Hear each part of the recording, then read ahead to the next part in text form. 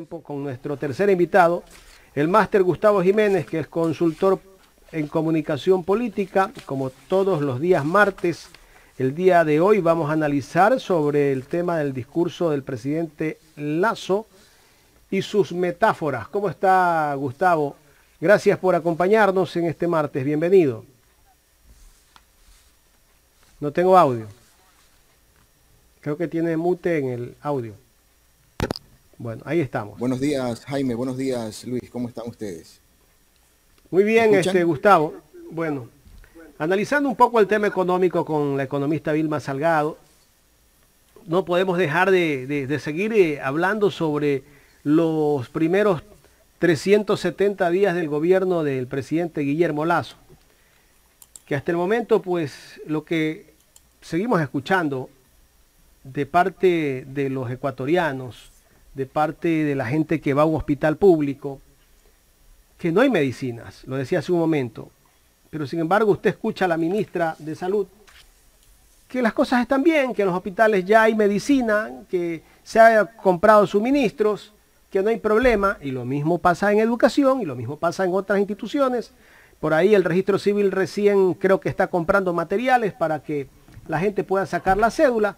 Tantos problemas que hay en el Estado. Aparte de la inseguridad a diaria, que ahora todos somos objetos. Hasta yo tuve que recibir una llamada la semana anterior de gente que anda buscando extorsionar a las personas. Ahora me contaba un señor de un taller que le han ido a dejar una carta diciéndole que tiene que pagar un impuesto. Mira a dónde hemos llegado. Que hay que pagar un impuesto a los delincuentes para que nos den seguridad. ¿En qué país vivimos? Y sin embargo el gobierno dice que están bajando los índices de inseguridad del país. Gustavo, ahora sí vamos directamente al tema que habíamos planteado sobre las metáforas del presidente. ¿Hasta cuándo nos sigue hablando con ese tipo de metáforas el presidente, que las cosas están bien, que todo marcha bien en este país, Gustavo? Bueno, Jaime, gracias. Un poco refiriéndome al pensamiento que acabas de expresar respecto a las ofertas que el presidente Lasso hace constantemente y que lamentablemente no se cumplen, pues yo debo decir que para gobernar es importante saber comunicar, porque de ahí parte una certeza, saber comunicar. Una cosa es decir una promesa y otra cosa es mostrar resultados o decir hacia dónde me llevaron esas promesas. Entonces, cuando no se sabe comunicar, lo más fácil para todo gobierno es mentir. Y en el caso del señor Lasso, pues está pasando por momentos muy difíciles en temas de comunicación desde Carondelet. No es solamente el presidente Lasso, todo el gobierno tiene problemas serios de comunicación. Ahora, refiriéndonos al que nos dio ese informe a la Nación reciente que nos dio el presidente, en la cual pues la gran mayoría del discurso fueron metáforas como construir el puente, no sé a qué puente se refiere, cruzar el puente, no sé a qué puente se refiere que hay que cruzar, porque si hablamos de construir un puente, me imagino que ha de ser ese puente del diálogo, ese puente de la unidad, pues hoy en día tenemos un Estado desarticulado totalmente. Si un Estado no está articulado, si un Estado está dividido, ¿cómo se puede cruzar ese puente? Es la pregunta, ¿verdad? Vea usted la pelea entre el mismo gobierno con la Asamblea. La Asamblea, los poderes judiciales unos con otros. En fin, o sea, un Estado convulsionado totalmente en la que no le va a permitir a este gobierno crear ese puente de diálogo, y mucho menos lo va a poder cruzar. Ahora, otra famosa metáfora era las turbinas, reparar las turbinas, y después dijo, hay que encender las turbinas. Habría que especificar cuáles son las turbinas. El esfuerzo que está haciendo el gobierno, se podría pensar que son las turbinas, pero ¿cuándo las van a encender? Es la pregunta, porque esfuerzo no se ve. Entonces, he ahí un poco la expresión de que fue un discurso lleno de metáforas, Jaime. Bien, Máster, le hago la siguiente pregunta en el sentido de que sí, exageró. Usted lo debe tener claro, ¿no? Que la mayoría de gobernantes o líderes por lo general utilizan este recurso, que no es nada más para conocimiento de la ciudadanía. Estamos analizando el discurso que dio el presidente Lasso. La metáfora es una figura retórica, dice, traslada el significado de un concepto a otro, estableciendo una relación de semejanza o analogía. Pero Máster, ¿quiénes participan dentro de la elaboración del discurso del presidente? ¿Quiénes son las personas que están ahí desde su punto de vista o lo que usted tiene conocimiento? Bueno, es un equipo de asesores políticos que manejan el discurso en función de las proyecciones políticas que tiene el gobierno. Luego de eso, pues pasa por un poco el diseño gramatical que le pueda dar la Secretaría de Comunicación, ¿verdad? Ahí hay otro tipo de asesores también que se encargan de la gramática y un poco de la expresión. Conceptualmente y políticamente, ese discurso no tuvo ningún eje, peor un eje transversal, en el cual uno pueda asegurar que lo dijo va articulado con cada una de las acciones de sus ministros, por ejemplo. Ok, Máster, verá, le hago la siguiente consulta en la medida de establecer una opinión de usted como experto. Hay una frase que dijo el presidente de la República que ha sido analizada también ya por otros, en otros espacios, pero sin embargo también queremos dar nuestra visión con los invitados a la ciudadanía. Dice, este es un gobierno que trabaja en silencio, pero con profundo cariño y amor por los ecuatorianos en situación de vulnerabilidad. ¿Qué tan acertado es desde el punto de vista de la comunicación política que un gobierno trabaje en silencio y no muestre las acciones que está realizando? Es muy complicado asumir esa expresión o ese mensaje de que es mejor trabajar en silencio. Políticamente es lo correcto para que sus detractores no boicoteen el trabajo que vaya a hacer. Pero la ciudadanía necesita conocer paso a paso ese movimiento que el gobierno a favor de la población. ¿Ya? Acuérdense que él dijo que la tormenta ha pasado. Y la verdad, Ecuador vive no solamente una tormenta, está en el centro de la tormenta, porque ve un sinnúmero de inconvenientes económicos, sociales, delictivos, políticos, que de alguna manera nos mantienen en la incertidumbre. Otro aspecto que también él dijo, la economía ecuatoriana está ya lista para despegar. O sea, en silencio puede ser que uno lo pueda entender, porque la economía no despega ni creemos que está lista para despegar. Ahora, esas promesas van en función de un segundo año, no en función del año que pasó. O sea, hay que esperar un año más para un nuevo informe en el cual él, en silencio, planifique de alguna manera cuáles son las estrategias que el pueblo debe adivinar. Entonces, el pueblo lo que necesita es resultados, ¿verdad? Y el término silencio se justifica cuando de alguna manera hay proyecciones o proyectos que van encaminados a ejercer con firmeza. Un ejemplo, la delincuencia, ¿verdad? ¿Qué hace este gobierno y las autoridades para anunciar lo que están haciendo? Decir dónde van a atacar, decir cuántos policías van a ser, decir cuáles son las bandas. ¿De ese silencio está hablando él? El silencio se podría justificar cuando planificadamente y proyectadamente él está haciendo gestiones para combatir esa delincuencia y anunciar los resultados.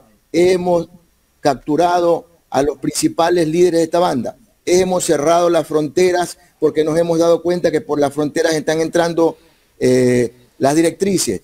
Hemos actuado con firmeza en las cárceles del país para evitar que se sigan dando órdenes desde ese sector. Ahí se justifica el silencio, porque en ese momento la población lo va a entender, lo va a sentir.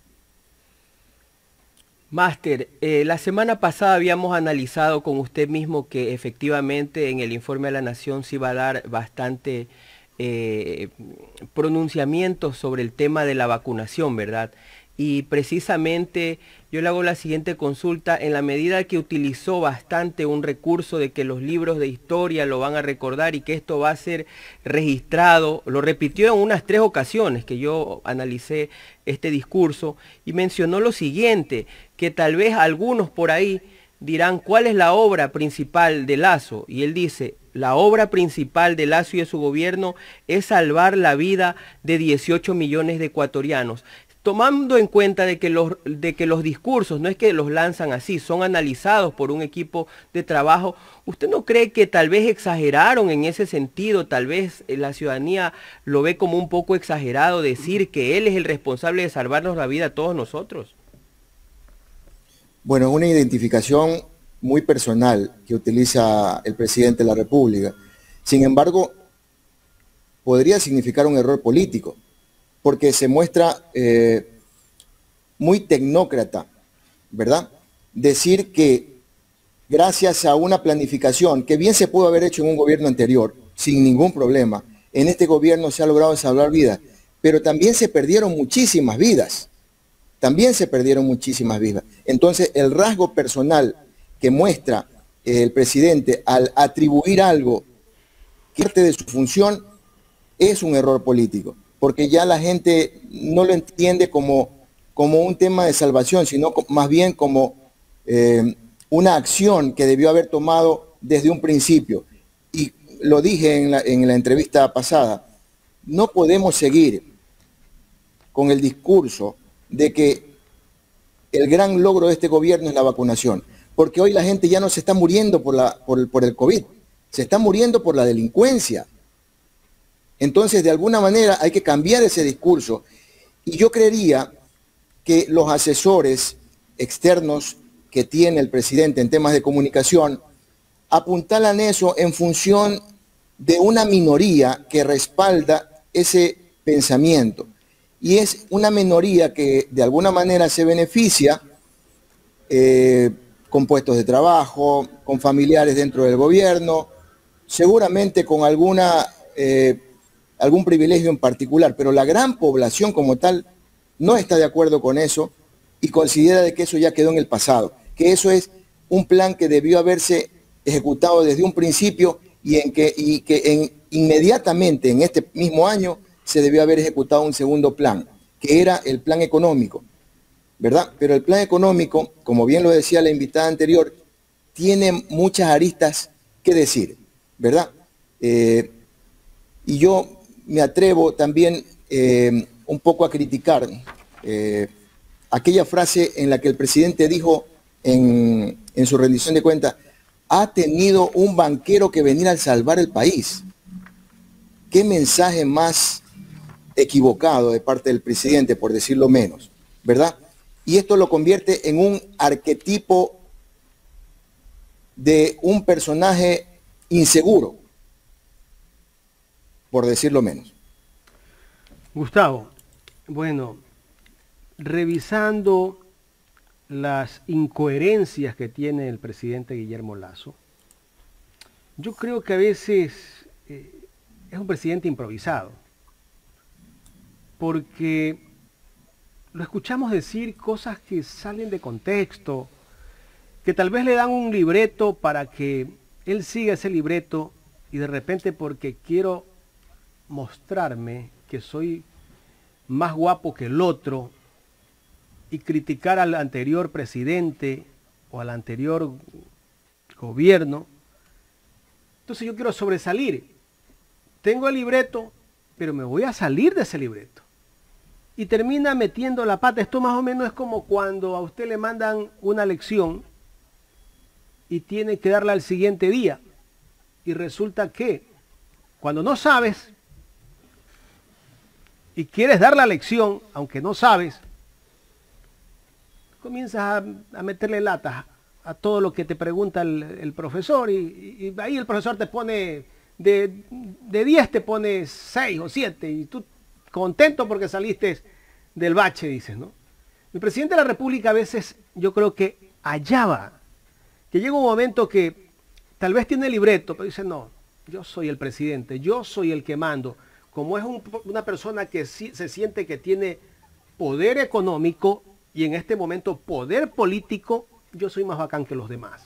Entonces, yo tengo que decirle a la gente, de todo lo que me han escrito aquí, todos mis asesores, que voy a hacer algo más importante, como en el caso de las turbinas, como en el caso de que nos salvó a los 18 millones de ecuatorianos de la muerte, en fin.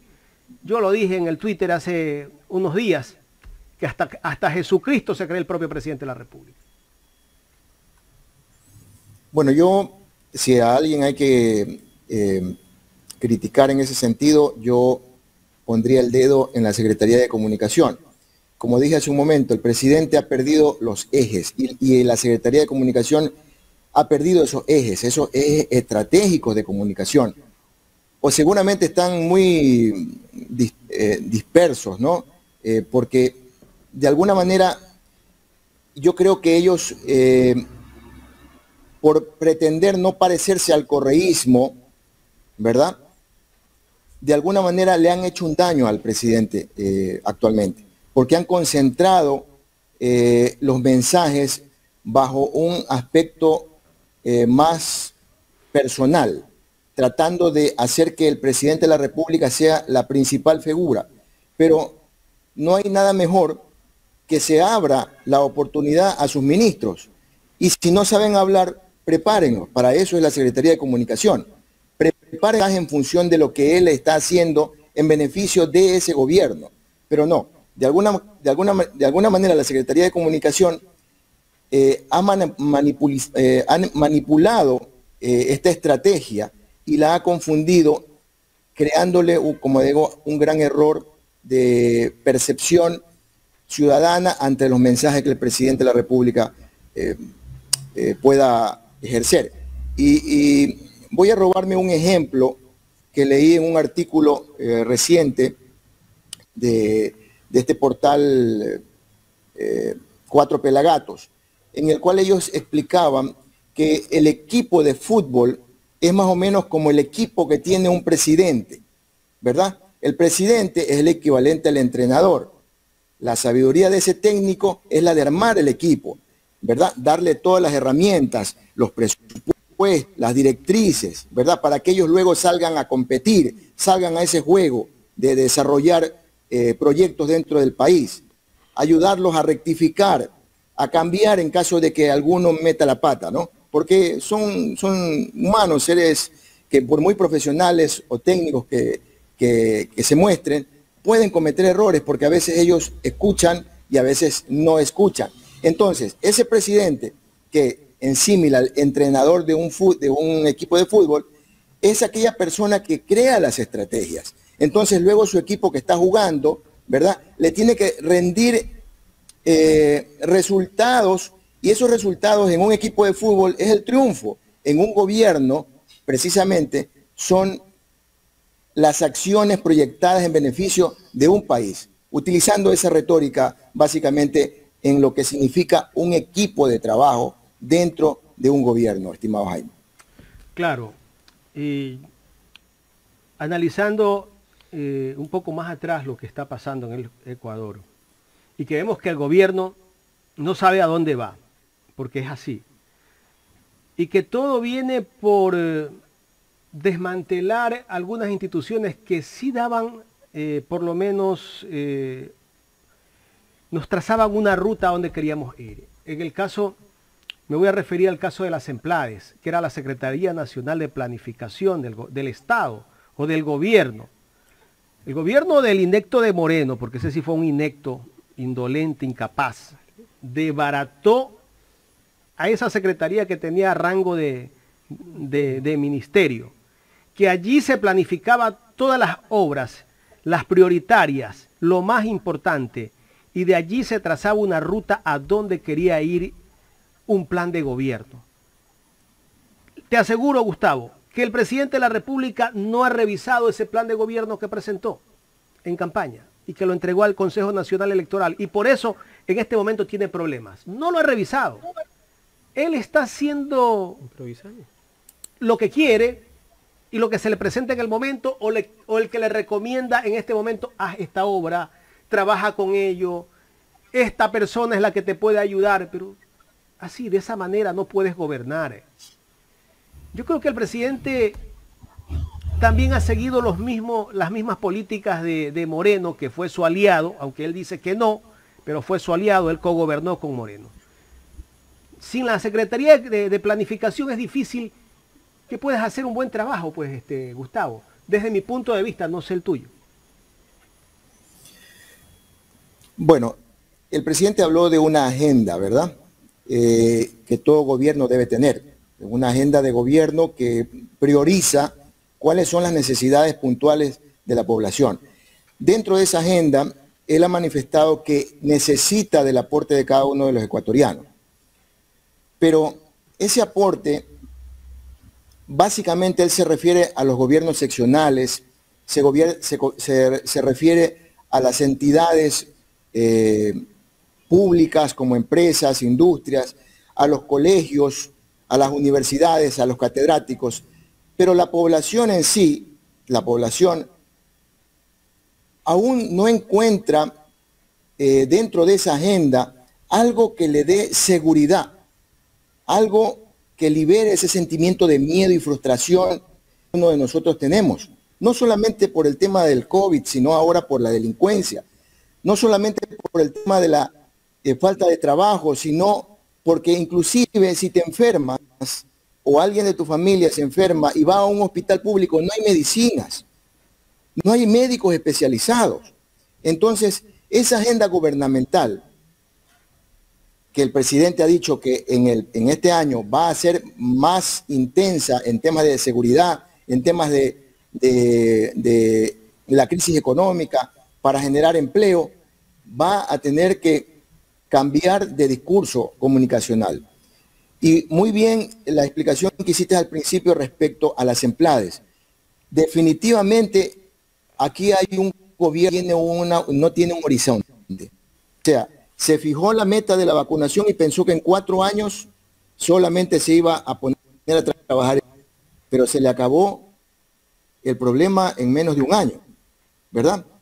Aparentemente, porque ya están las autoridades anunciando que hay pocos, pero que ya están apareciendo casos de contagio.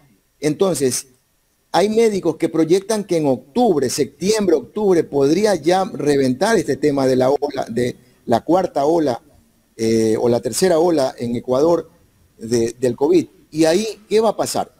Otra vez vamos a escuchar un mensaje en el 2023 diciendo que la prioridad era salvar nuevas vidas y se va a descuidar de otros temas importantes de agenda, como las proyecciones de inversión social, tema que tiene mucha tela que cortar, Jaime. La inversión social en el país es paupérrima. Mejorar las entidades públicas, porque una cosa es decir que mañana usted puede retirar la receta completa en la farmacia de la esquina de su casa, pero cuando usted va a la farmacia resulta que no hay conectividad, entonces no le pueden ofrecer la receta, no se pueden comunicar con el ministerio. Pero si llegara a haber esa conexión, resulta que no tienen la receta completa, que solamente le van a dar la mitad de la receta. Entonces, de alguna manera existe una frustración en la población porque se anuncian cosas que no se pueden cumplir porque no están programadas, porque no hay una planificación correcta. Y como bien lo decías, hoy en día este gobierno sufre de esa ausencia, de esa secretaría que yo apuesto, Jaime, que esa no fue una decisión del señor Moreno, porque el señor Moreno hacía lo que le decían.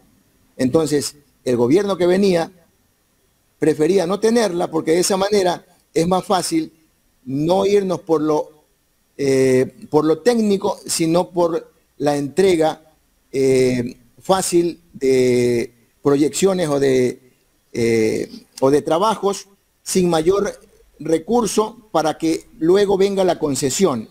Y a través de la concesión todos somos felices.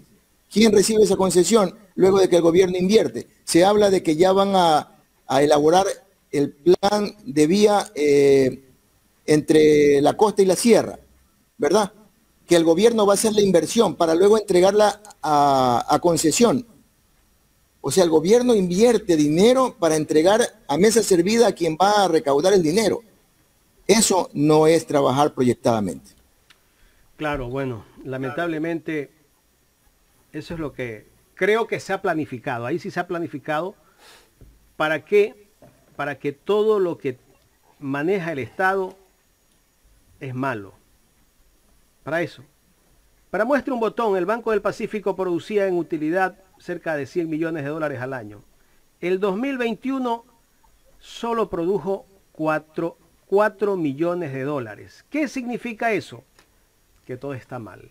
Que se dieron préstamos a personas que no tenían que recibir esos créditos. Por allí acusaban al Club Sport Emelec y por ahí vi un video donde está el señor Rodolfo Vaquerizo, más indignado que los hijos del yugo, que el Club Sport Emelec sí está cumpliendo con el pago de esa deuda. Está al día. O sea, aquí no puedes coger y salir a acusar a alguien que porque me cayó mal, porque fuiste amigo de Correa, ya ese man tuvo un préstamo vinculado y todo. ¿Qué pasa si tú estás cumpliendo? ¿Cuál es el delito? Aquí todo es un pretexto, mi estimado Gustavo. Pero bueno, por el bien del país, esperemos que este presidente, en este nuevo año que empezó a gobernarlo hace 4 o 5 días atrás, cambie, escuche, que planifique, que piensen que tal vez tiene que crear una nueva secretaría. No le pongas Emplades para que no lo recuerde a Correa. Póngale otro nombre, pero que lo haga. Y que las cosas se hagan como tienen que ser, Gustavo. De acuerdo, yo creo que el presidente de la República debe dar un giro dentro de su política de gobierno. Debe cambiar esos mecanismos y empezar comunicación especialmente. Porque la población lo que busca de un presidente es que no se desgaste justificándose a cada rato. O sea, hoy dice una cosa y mañana tiene que justificarla. O sea, hoy dice que vende el avión y mañana se justifica de que, bueno, no pensó que iba a causar problemas al gobierno colombiano, pero que se está negociando. Pero él dijo que ya se vendió, dio precio. Inclusive, en una primera oferta de campaña antes de ser presidente, él dijo que con esa plata, primero dijo un monto alto, no el monto que dijo ya como presidente. Millones creo que dijo. Exacto. ¿Y para qué dijo que lo iba a invertir? Hospitales en Manabí. Hospitales en Manabí. Y luego, cuando ya sale con la certeza de que lo vendió a un menor precio, dice que eso va a ser para cubrir las necesidades del sector de la policía y de las Fuerzas Armadas. Pero también dijo que iba a comprar un avión militar, pues. Correcto. Entonces, esas promesas que ya se vuelven una especie como de retóricas o reiteradas promesas, lo que hacen es confundir a la población. Lo que hacen es ponerla en mayor incertidumbre. Esos mecanismos para gobernar, el presidente debe analizarlos bien. Y si usted se da cuenta, en el discurso reciente, el presidente no dijo nada acá, respecto a eso, a esa agenda, perdón, a esos mecanismos que él piensa plantear en función de la proyección del próximo año. También creo yo que el presidente debe de alguna manera buscar mejores aliados, porque se supone que hay un eslogan, y el eslogan es que es el gobierno del encuentro, ¿verdad? Entonces, ¿cómo puede haber encuentro cuando un Estado está totalmente desarticulado? Y déjeme decirle algo. La delincuencia, si bien es cierto, es producto de bandas criminales, muchas veces viene manipulada por el poder. Y el poder en este gobierno tiene influencias muy cercanas con ese sector delictivo que es el narcotráfico. ¿Qué ha hecho este gobierno ante la denuncia que hizo el diplomático norteamericano, el cónsul de Estados Unidos, sobre los miembros policiales y militares que estaban con nexos con el narcotráfico? ¿Qué ha hecho el presidente? No ha hecho nada. Entonces, difícilmente este gobierno va a poder avanzar si mantiene ese discurso del yo. Yo hago esto, yo soy el que provoqué, yo me disculpo. Sí, ¿verdad? Lo que decía, se ha convertido en un arquetipo de un hombre inseguro. El mejor ejemplo, decía la alcaldesa el día de ayer, en un llamado muy demagógico, por cierto, porque está en campaña, que el presidente, o sea, no lo dijo en estas palabras, pero el pueblo lo entendió así, que al presidente le hace falta pantalones. Porque no tiene la valentía de enfrentar estas situaciones, como el caso de la delincuencia que está afectando a la población en general. Gustavo, lo que llama la atención es que la alcaldesa recién se da cuenta que en Guayaquil hay inseguridad. Recién sale a decir que el gobierno no está haciendo nada porque se viene una campaña política y necesita aparecer en los medios de comunicación. Eso es lo que llama la atención.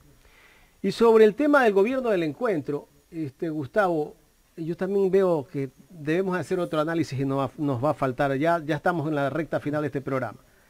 El presidente de la República, si se recuerda, cuando lo llamó a Issa al Palacio, lo recibió en el Palacio de Carondelet y a los 3 días lo tildó del Joker de la película de Batman, ¿no? Como el malo, ¿no? Te llama a dialogar y después te ataca. O sea, te dice de todo y después los calificó a Nebot, a Correa y a Issa como los mellizos de la... triunvirato, el triunvirato, de la desestabilización. El triunvirato de la desestabilización. Bueno, tantos nombres que les ha dado a todos los líderes políticos que no comulgan con él. Es lamentable ver este tipo de cosas que vengan de parte de un presidente de la República y que busca justificar su incapacidad de gobernar nada más. Es la informalidad con la que el señor Lasso se maneja para los aspectos políticos. Perdón. Esa informalidad, de alguna manera, lo que le va a causar a él es abrir más brechas para poder gobernar. Entonces, no hay tal gobierno del encuentro. Aquí se hace lo que el señor Lasso piensa, lo que el señor Lasso pide y lo que el señor Lasso impone, ¿verdad? Y el que no está de acuerdo, pues simplemente es desechado, es criticado, es señalado con el dedo, ¿verdad?